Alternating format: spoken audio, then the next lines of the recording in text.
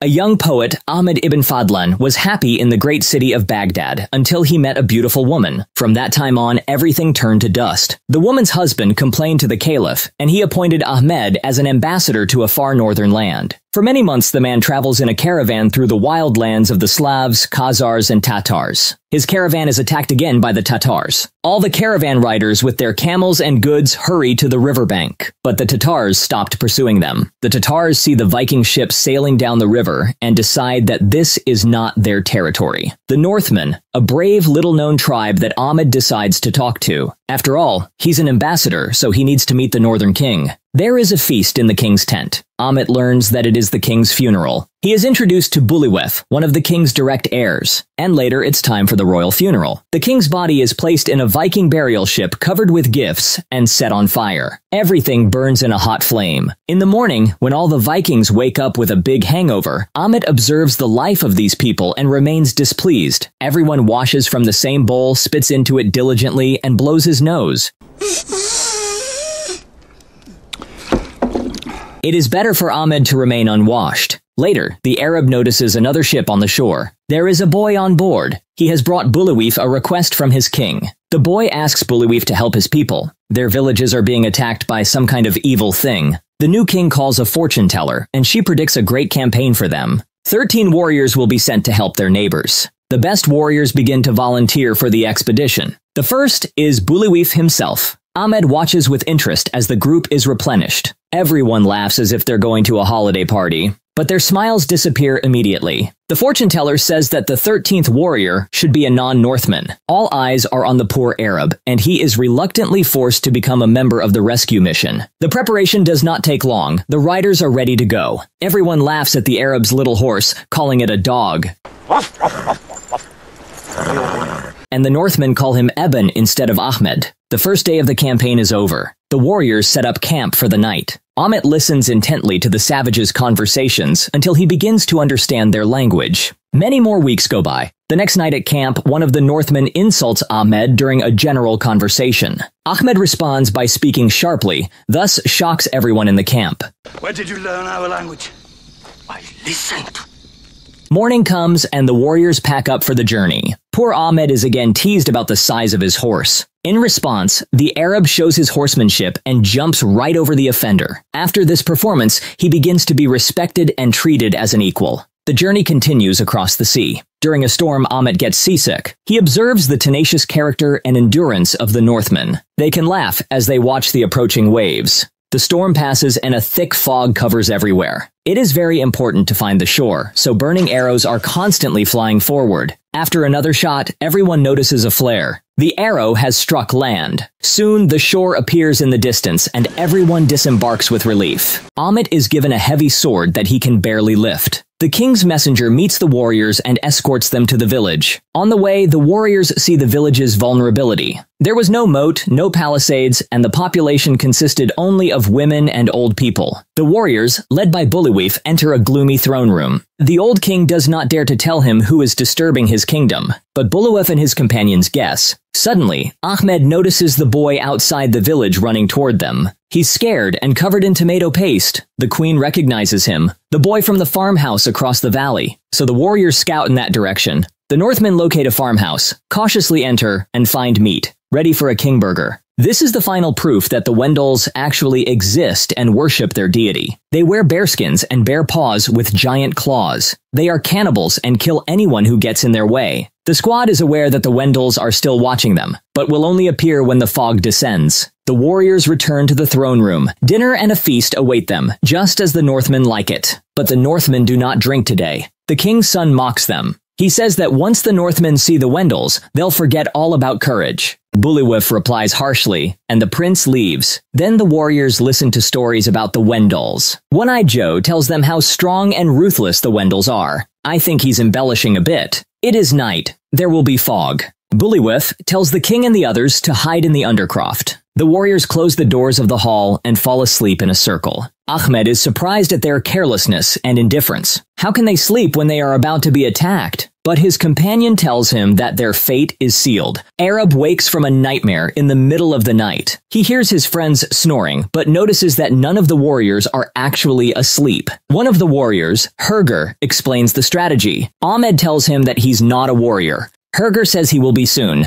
The time has come. Let the battle begin. The monsters manage to send some Northmen to Valhalla. The battle ends, but the Northmen can't find a single enemy corpse. They are gone. Ahmed is lucky. He can't handle his clumsy sword, but he still manages to impale enemy. The Wendell takes offense and throws him against the wall. This allows Ahmed to survive the fight and stay alive. By the way, Herger calls him little brother. After burying their friends, the warriors set out to build fences. Ahmed must use his sword to sharpen stakes dug into the ground, but he can't. He is not trained to use a straight sword. The Northmen just watch his futile attempts and turn away. As a result, Ahmed finds a blacksmith and forges himself a curved blade of the Oriental type. A few quick movements and the stakes sharpened. His companion asks Ahmed's permission to give the sword to his daughter after his death. A beautiful blonde approaches Ahmed and checks his wounds. The woman tells him to beware of the king's son. The prince tells his father that Bullywheef wants to take his kingdom.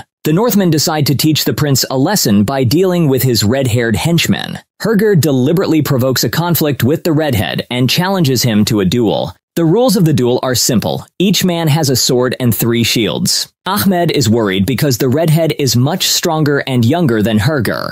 But the Arab cannot stop the duel, and Bullywheef will not. The tall guy breaks the 3rd shield with his sword. Then Herger stops pretending to be weak and finishes his opponent with one deft move. Ahmed is shocked and slightly offended by this spectacle. Herger tells Ahmed that they just wanted to show the prince that the Northmen are not to be underestimated. At sunset, the warriors notice a giant fireworm descending from a distant mountain. Some call it the Serpent of Fire or the Breath of Fire. All the villagers take refuge in a village fortified with stakes. The village is ready for a siege and awaits the approach of the worm. Suddenly, they notice a girl running with all her legs towards the village. The Arab rides towards her to save her. There's no time to push the cart back, so the man just jumps on it. As he approaches the worm, he sees that it is not a dragon or a fireworm, but hundreds of riders with torches. Ahmed goes back with the child and prepares for another battle with the others. Now you saw the fireworm!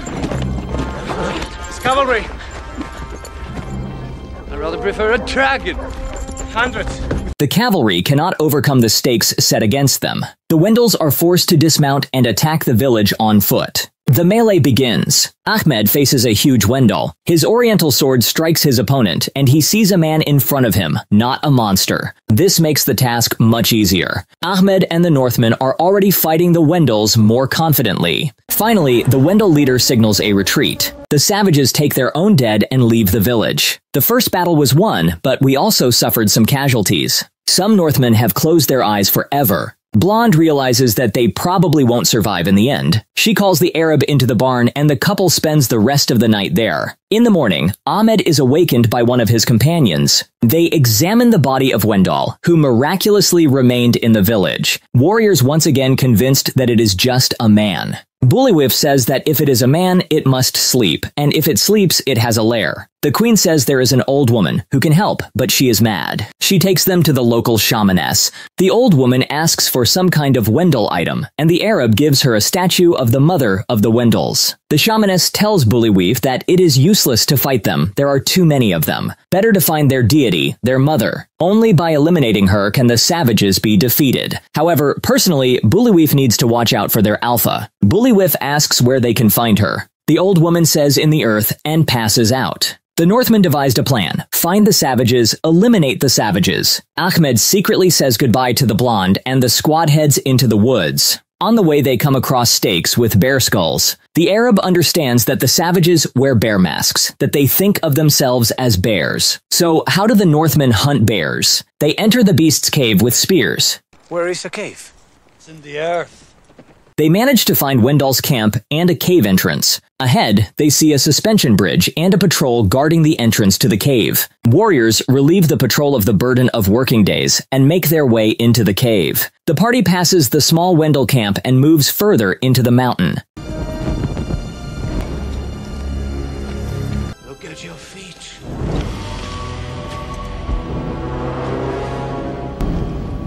I was wrong. These a northmen.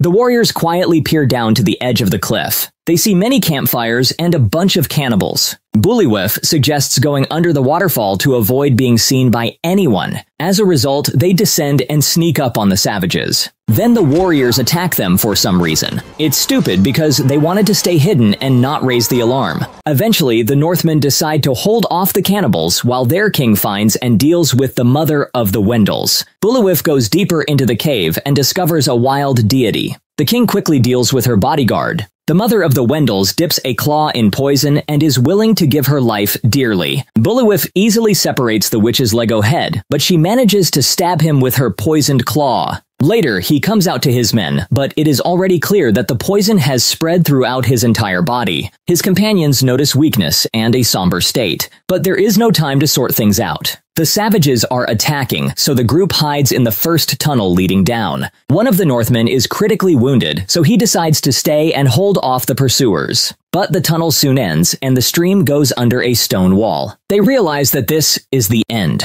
A little later, the Arab hears the sound of the surf and realizes that the sea is very close. They can try to dive in and swim ashore outside, but it is dangerous. Nevertheless, they decide to give it a try. They get lucky, they swim out to sea and make it to the village. Bullywif realizes that his life is about to be cut short. The wounded king only asks that a story be written about him, so that generations will remember him and his deeds. But Ahmed is shocked by something else. His companions are certain that the Wendels will come tonight to avenge their mother. The Arab is sure that the war is over, but their leader, the Horned Alpha, is still alive, which means the attacks will continue. Ahmed just hopes that there will be no fog at night, so the cannibals won't attack. But I don't think tonight there will be.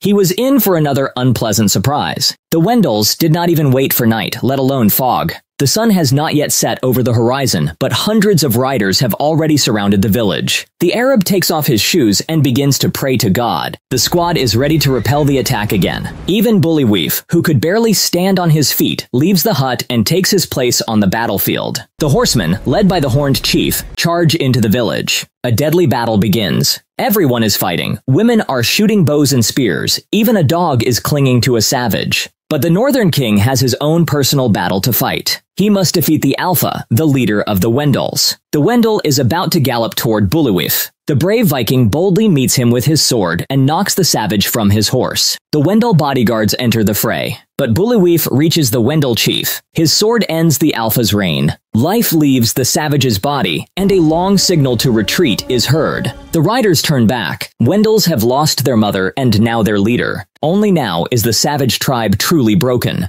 The Northmen are victorious. A weakened Bullywif sits on a wooden throne. A moment later, the Northern King dies. With a sense of duty done, he remains seated. After the battle, warriors escort the Northern King on his final journey. Next, we see the Northmen return to their home. Ahmed takes a ship to his home. He says goodbye to his friend the Northman. Ahmed kept his word and wrote a story about Bullywif's deeds.